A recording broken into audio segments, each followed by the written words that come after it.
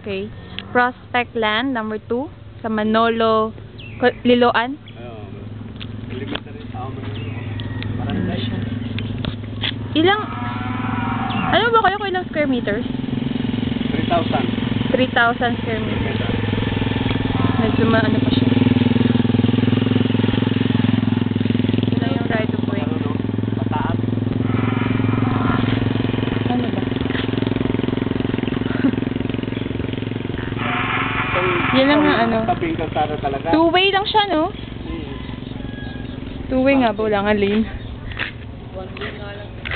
Hindi, I mean yung ano ba? Tabi lang talaga ng kalsada to. Oo. Binubuan. Tabi ng kalsada, walang dumadaan masyado. Factory area to dito eh. May mga factory dyan. Saldan. Okay.